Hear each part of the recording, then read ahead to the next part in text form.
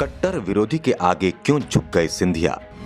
जिसने बताया सांप, उससे सिंधिया ने की मुलाकात।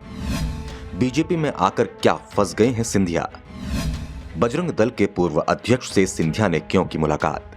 बजरंग दल के पूर्व अध्यक्ष और बीजेपी के दिग्गज जयभान सिंह पवैया की गिनती सिंधिया परिवार के विरोधियों में होती है। पवैया बीजेपी में रहते हुए सिंधिया परिवार के खिलाफ बोलते थे।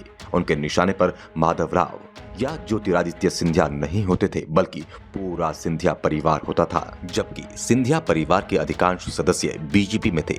ज्योतिरादित्य सिंधिया से पवैया का विरोध इसे दुश्मनी भी कह सकते हैं। इतना ज्यादा था कि जब ज्योतिरादित्य बीजेपी में आए तो संकेतों में पवैया ने सिंधिया की तुलना सांप से कर दी।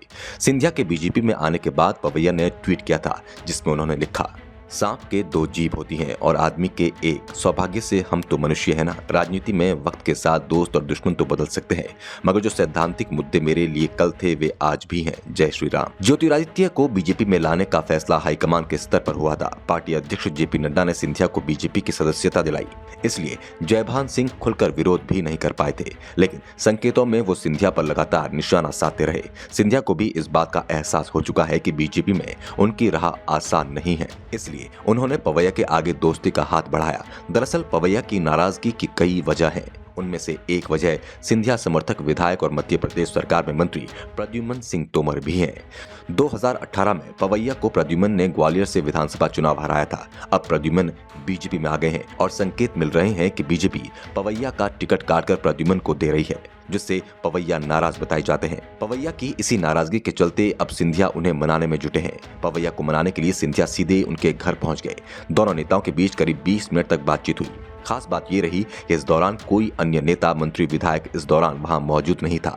इस मुलाकात ने ग्वालियर चंबल अंचल के सियासी पारे को चढ़ा दिया है। मीडिया से बात करते हुए दोनों ही नेताओं ने इसे एक शिष्टाचार मुलाकात बताया, लेकिन कभी एक दूसरे के धुर विरोधी रहे अंचल के दो बड़े नेताओं की मुलाकात ने राजनीतिक सरगर्मी को बढ़ा दिया। सिंधिया पवैया की मुलाकात ने नेताओं में खलबली पैदा कर दी है। 10 महीने पहले भी सिंधिया ने पवैया के घर जाकर उनसे मुलाकात की थी, लेकिन दोनों के बीच दूरियां कम नहीं हुई थी। ऐसे में एक बार फिर दोनों नेताओं की मुलाकात नए समीकरण के संकेत दे रही है। दरअसल विधानसभा चुनाव में इस बार सिंधिया को सबसे बड़ी चुनौती ग्वालियर चंबल संभाग के बीजेपी नेताओं से मिल रही है। विधानसभा चुनाव में सिंधिया पर अपने समर्थकों को टिकट दिलवाने का दबाव भी है, लेकिन परेशानी यह है कि ग्वालियर चंबल रीजन जहां सिंधिया का प्रभाव है, उसी क्षेत्र में बीजेपी नेता और केंद्रीय मंत्री नरेंद्र सिंह तोमर, बीजेपी के प्रदेश अध्यक्ष बीडी शर्मा का भी प्रभाव है। ऐसे में तीनों ही अपने अपने समर्थकों के लिए टिकट की दावेदारी करने की तैयारी में है। सिंधिया को इस बात का एहसास है कि अगर बीजेपी के तमाम दिग्गज उनके खिलाफ एकजुट हो गए तो टिकट वितरण में वो मुश्किल में फंस जाएंगे। हाल ही में मध्य प्रदेश निकाय चुनाव में भी सिंधिया उन परिस्थितियों से गुजर चुके हैं जब वो अपने किसी भी समर्थक को मेयर पद का टिकट नहीं दिला पाए थे। यहां तक कि ग्वालियर से भी मेयर उम्मीदवार सिंधिया समर्थक नहीं था। पार्टी की इसी फूट के चलते ग्वालियर और मुरैना दोनों ही निगम में बीजेपी मेयर पद की सीट हार गई। मुरैना में तो बीजेपी अपना अध्यक्ष भी नहीं बनवा पाई और इसी के चलते अब सिंधिया उनके नेताओं से मुलाकात पर ज्यादा जोर दे रहे हैं, जो उनके सबसे बड़े विरोधियों में शुमार है। और जयभान सिंह पवैया से सिंधिया की बंद कमरे में हुई मुलाकात नए समीकरण तैयार कर सकती है। Bureau report, the Dhakad news.